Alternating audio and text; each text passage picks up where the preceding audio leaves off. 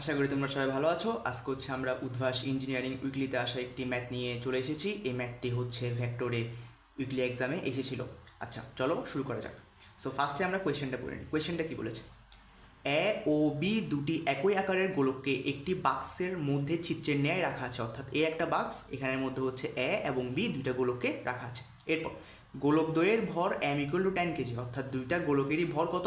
10 KG 10 KG. এবং ব্যাসার্ধ r = 100 millimetre, অর্থাৎ ওরও ব্যাসার্ধ 100 মিলিমিটার, ওরও ব্যাসার্ধ 100 মিলিমিটার। দেন বি কর্তৃক এর উপর প্রযুক্ত বল, বি গোলকটা কর্তৃক এ গোলকের উপর প্রযুক্ত বল কত, ওটা আমাকে বের করতে বলছে। দেন এক গোলকের উপর নিম্নতলের প্রতিক্রিয়া, এই এক গোলকটার উপর নিচের তলটা কী পরিমাণ প্রতিক্রিয়া বল দিচ্ছে ওটাই আমার থেকে বের করতে বলছে। চলো সলভ শুরু করা যাক।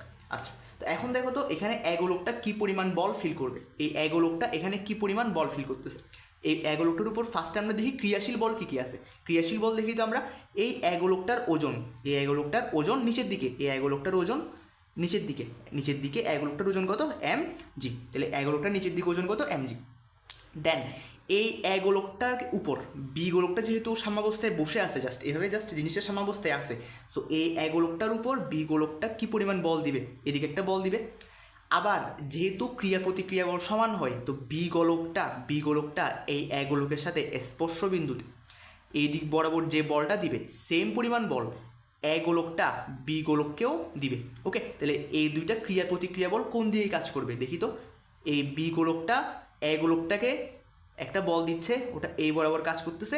আবার এই এ গোলকটা এই যে বি গোলকটা যে পরিমাণ বল দিচ্ছে এ গোলককে, সেম পরিমাণ একটা প্রতিক্রিয়া বল, সেম পরিমাণ প্রতিক্রিয়া বল এই দিক বরাবর বি গোলককে দিবে, এই দিক বরাবর বি গোলককে দিবে। আচ্ছা এরপর এই এক গোলকটা দেখো তো দেয়ালের সাথে এই এখানে একটা স্পর্শবিন্দুতে লেগে আছে না? সো দেয়ালের সাথে যেহেতু এখানে একটা স্পর্শবিন্দুতে লেগে আছে, সো এই এক গোলকটা দেয়ালটাকে এদিক বরাবর যে পরিমাণ ধাক্কা বলটা দিচ্ছে, যে পরিমাণ ধাক্কা বলটা দিচ্ছে, ওই সেম পরিমাণ ফোর্স দেয়ালটা এই এক গোলকটাকেও দিবে, দেয়ালটা এক গোলকটাকে দিবে। তাহলে এক গোলকটা কী পরিমাণ বল ফিল করতেছে? তাহলে কয়টা বল কাজ করতেছে ওর উপর?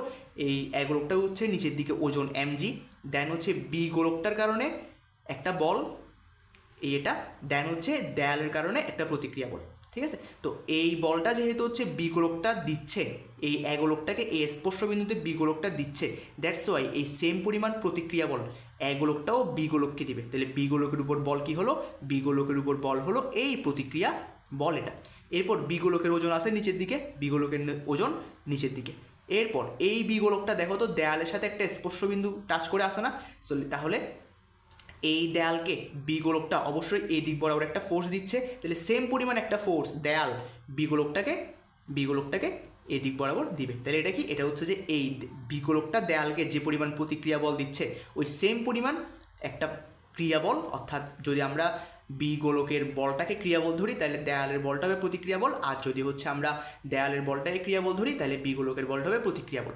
এক কথায় বি গোলকটা দেয়ালকে যে পরিমাণ বল দিচ্ছে, দেয়ালটা বি গোলককে সেম পরিমাণ বল দিচ্ছে। তাহলে আমার কাছে আলটিমেটলি এখানে কি আসলো? আমার কাছে আলটিমেটলি এখানে আসলো হচ্ছে যে এক গোলকটার উপর ক্রিয়ারত বল 3টা, দেয়ালের কারণে একটা বল, বি গোলকের কারণে একটা বল এবং নিচের ওজনের জন্য একটা বল। এই বি গোলকটার উপর ক্রিয়ারত বল 3টা, কী কী? দেয়ালের কারণে একটা বল, ওজনের কারণে একটা বল mg, এবং হচ্ছে যে এই এক গোলকের কারণে একটা প্রতিক্রিয়া বল উপরের দিকেটা। দেখো আমাকে কোনটা বের করতে বলছে? আমাকে বের করতে বলছে হচ্ছে বি কর্তৃক এ এর উপর প্রযুক্ত বল, বি কর্তৃক এ এর উপর প্রযুক্ত বল, অর্থাৎ এই বি গোলকটা এই যে এ গোলকটাকে যে বলটা দিচ্ছে এই বলটার মানটা আমাকে বের করতে বলছে। কিন্তু আমার একটা কথা বলো যে হচ্ছে যে বি গোলকটা এই এ গোলকটাকে যে পরিমাণ বল দিচ্ছে এই সেম পরিমাণ প্রতিক্রিয়া বলই তো হচ্ছে আবার এ গোলকটা বি গোলককে ফেরত দিচ্ছে না এই বলটা। তা আমি যদি কোনোভাবে এই বলের মানটা বের করতে পারি তাহলে আমার পুরো কাজটা শেষ হয়ে যাবে। তাহলে চলো আমরা এই বলের মানটা বের করি। এখন দেখো তো এই সম্পূর্ণ চিত্রটা আমি এখানে আবার আঁকলাম। এখন দেখো আমি এখান থেকে একটা লম্ব আঁকলাম, এখান থেকে একটা লম্ব আঁকলাম। এই পুরোটা কত? 360। ওকে, এইটা কত? এই পাটটা কত? বৃত্তটার ব্যাসার্ধ। এই পাটটা কত? তাও ব্যাসার্ধ। তাহলে এটা কত? ব্যাসার্ধ কত বলছে? ব্যাসার্ধ বলছে হচ্ছে 100 মিলিমিটার। তাহলে এটা কত? এটা হচ্ছে 100 মিলিমিটার। এটা কত? এটা 100 মিলিমিটার। তাহলে এটা পুরোটা 360, এটা 100, এটা 100। তাহলে এই পাটটা কত হবে? এই পাটটা হবে হচ্ছে যে 160 মিলিমিটার। আচ্ছা, এরপর আমি এই কেন্দ্র আর এই কেন্দ্র দুইটা হচ্ছে যে সংযোগ করে দিলাম। ওকে, এখন বলো আমার এই দুইটা যে কেন্দ্র যোগ করলাম এটার দৈর্ঘ্যটা কত হবে? এটা একটা ব্যাসার্ধ, এটা একটা ব্যাসার্ধ, তাহলে দৈর্ঘ্যটা কত? এটার দৈর্ঘ্যটা হচ্ছে 200 মিলিমিটার। এখন বলো তো এই দুইটা ব্যাসার্ধের মাঝখানে স্পর্শ বিন্দুটা না, যেই বিন্দুটা টাচ করে আছে, হ্যাঁ, এই দুইটার কেন্দ্রের সংযোগ রেখার একদম মিডল পয়েন্টেই হচ্ছে যে আমার এই দুইটা গোলকের স্পর্শ বিন্দুটা। তাহলে আমরা কি বলতে পারি যে হচ্ছে এই স্পর্শ বিন্দু থেকে এই ব্যাসার্ধ বরাবর, এই বরাবরই হচ্ছে যে ক্রিয়া প্রতিক্রিয়া বল দুইটা ক্রিয়ারত আছে। তো এখন দেখো, আমি যদি এটা টাচ করে এভাবে একটা লম্ব এঁকে দিই, এই একটা লম্ব আঁকলাম, তো এটা যদি আমরা একটা লম্ব আঁকি তাহলে এটা একটা সমকোণী ত্রিভুজ হয়ে গেল। যে সমকোণী ত্রিভুজের জন্য এটার দৈর্ঘ্য আমি জানি, কীভাবে জানি? এটার দৈর্ঘ্য আর এটার দৈর্ঘ্য সেম হবে 160। তাহলে এটা কত? 160 মিলিমিটার। এটা কত? 200 মিলিমিটার। তা আমি এখন এই জায়গায় যে কোণটা উৎপন্ন হচ্ছে থিটা, ওই কোণটা বের করতে পারি না। কীভাবে? সাইন থিটা ইকুয়াল টু কত? লম্ব বাই অতিভুজ। তাহলে কি লিখতে পারি আমি? সাইন থিটা ইকুয়াল টু কত? লম্ব 160 ডিভাইড বাই কত? 200। ট্রান্সার আসবে কত? 53.33, সরি 53.13 ডিগ্রি, 53.13 ডিগ্রি। আচ্ছা, তাহলে এখন দেখো এই থিটা কোণটা, এই থিটা কোণটা আমি যদি এভাবে এই লম্বটাকে উপরের দিকে বাড়িয়ে দিই, তাহলে এই থিটা কোণটা বিপ্রতীপ কোণ না? হ্যাঁ, বিপ্রতীপ কোণ। তাহলে আমি কি বলতে পারি? এই চিত্রে দেখো, এই চিত্রে দেখো তো তিনটা বল আছে না? এই একটা বল, এই একটা বল, এই একটা বল। এই বলটাকে বিপরীত দিকে বাড়াচ্ছি, এই কোণটা কত? থিটা।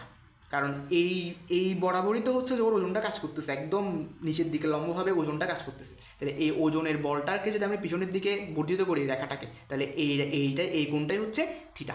ঠিক আছে? তাহলে এখন যেহেতু তিনটা বল কাজ করতেছে এবং বাক্সের মধ্যে এই দুইটা গোলক একসাথে সাম্যাবস্থায় আছে, তো আমি এখানে লামির উপপাদ্য অ্যাপ্লাই করতে পারি। তাহলে বি গোলকের জন্য যদি আমি লামির উপপাদ্য অ্যাপ্লাই করি তাহলে কি আসবে? যে হচ্ছে যে mg ডিভাইড বাই অপর দুই বলের মধ্যবর্তী কোণ। অপর দুই বল কোনটা? এটা আর এটা। এর মধ্যবর্তী কোণ কত? এই 90 প্লাস থিটা। তাহলে sine 90 degree plus theta equal to কত? ইকুয়াল টু হচ্ছে আমার লাগতেছে কি? বি কর্তৃক এ এর উপর প্রযুক্ত বল। বি কর্তৃক এ এর উপর প্রযুক্ত বল। তো আমরা তো আর এটা বের করবো না, আমরা হচ্ছে ওর সিমিলার এটা বের করবো। তাহলে আমরা এই বলটাকে F1 বল ধরে নিই। এই বলটা যদি F1 বল হয় তাহলে কী হবে? F1 ডিভাইড বাই অপর দুই বলের মধ্যবর্তী কোণ কোনটা? অপর দুই বল হচ্ছে এটা আর এটা। তোদের মধ্যবর্তী কোণ কত? সাইন 90। সাইন 90। তো সাইন 90 মান আমরা কত জানি? 1 জানি। তাহলে F1 এর মান কত আসে? F1 এর মান আসে হচ্ছে যে mg divide by cos theta. তাহলে m এর মান কত? m এর মান হচ্ছে 10। g এর মান কত? g এর মান হচ্ছে 9.8 cos থিটা। তো cos থিটা মানে কত? cos থিটা এর মান কত আসছে? 53.13 ডিগ্রি। তাহলে আমার F1 এর মান কত চলে আসে? F1 এর মান চলে আসে হচ্ছে 163.33 নিউটন। আচ্ছা, তাহলে আমি F1 এর মানটা পেয়ে গেলাম। এবার আমাকে কি বললো? এবার আমাকে বললো হচ্ছে এক গোলকের উপর নিম্নতলের প্রতিক্রিয়া বল। তাহলে এই এক গোলকটা আছে, এই এক গোলকটার উপর নিচের তলটা কি পরিমাণ প্রতিক্রিয়া বল দিবে ওটা আমাকে বের করতে বলছে। এখন দেখো তো প্রতিক্রিয়া বল মানে কি? যে পরিমাণ ক্রিয়া বল হবে ওই পরিমাণই তো প্রতিক্রিয়া বল হবে।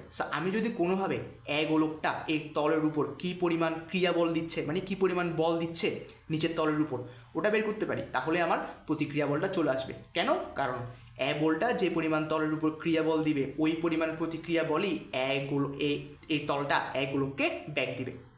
রাইট? সো আমরা এই চিত্রে দেখি, দেখো তো বি গোলকের কারণে এক গোলকটা যে পরিমাণ বল ফিল করতেছিল ওই বলটা কোন দিকে ছিল? ওই বলটা ছিল হচ্ছে যে এই দিকে, এবং এই বলের মানটা আমরা কত বের করছি? F1 equal two 163.33 Newton. তো এটা আর এটা সেম কেন? কারণ বি গোলকটা এ গোলকটাকে যে পরিমাণ বল দিচ্ছে এ গোলকটাও বি গোলককে সেম পরিমাণ বল ফেরত দিচ্ছে। আচ্ছা, তো আমরা এই F1 এর মানটা পেলাম। এখন দেখো তো এটাও থিটা কোণ না? এটা কেন থিটা কোণ? এটা আর এটা তো সমান্তরাল, তো এটা আর এটা সমান্তরাল হওয়ার কারণে এটা সেম হয়ে গেল। তাহলে এটা থিটা। এখন দেখো তো এই F1 এর এই বরাবর উপাংশ কত? F1 এর এই বরাবর উপাংশ হচ্ছে F1 cos theta. F1 cos theta. এবার বলো তো নিচের দিকে অলরেডি কোন বলটা আছে? নিচের দিকে অলরেডি হচ্ছে mg বলটা আছে। তাহলে আমি কি বলতে পারি? এই বরাবর অর্থাৎ গোলকটা তল বরাবর তলকে কি পরিমাণ বল দিচ্ছে? তলকে হচ্ছে যে mg plus F1 cos theta পরিমাণ বল দিচ্ছে। mg plus F1 cos theta. তাহলে আমি কি বলতে পারি? এই গোলকটা তলের উপর কি পরিমাণ বল দিচ্ছে? mg plus F1 cos theta. এখন আমাকে বলো যে হচ্ছে যে গোলকটা তলকে যে পরিমাণ বল দিবে ওই পরিমাণ বলই তলটা গোলককে ব্যাক দিবে, গোলককে এই উপরের দিকে ব্যাক দিবে।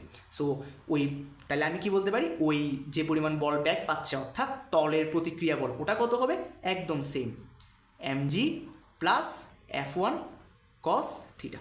তো এখন দেখো তো এখানে আমরা কী বের করছিলাম একটু আগে, F1 ইকুয়াল টু হচ্ছে mg by cos theta. So F1 equal to যদি mg বাই cos থিটা হয়, F1 cos থিটা কত হবে mg, তাহলে এই পুরোটা কত mg। তাহলে আমি এখানে মান কত লিখতে পারি, টুয়াইস mg। তাহলে এখানে m এর মান কত, m এর মান হচ্ছে 10, g এর মান কত, g এর মান হচ্ছে 9.8। তাহলে আমার এখানে আনসারটা কত চলে আসে, আমার এখানে আনসারটা আসে হচ্ছে 196 নিউটন। সো এটাই হচ্ছে আমার একটা আনসার, আর ইকুয়াল টু 196 নিউটন, যেটা হচ্ছে গোলকের উপর নিম্নতলের প্রতিক্রিয়া বল। আরেকটা আনসার হচ্ছে কি এটা কি, এটা হচ্ছে যে বি কর্তৃক এর উপর প্রযুক্ত বলটা, অর্থাৎ এই যখন বস্তুটা সাম্যাবস্থায় আছে তখন বাক্সের মধ্যে এই বিটা কী পরিমাণ একে ফোর্স দিচ্ছে ওই বলটা। ওকে, আশা করি তোমরা সবাই এটা বুঝতে পারছো। Thank you.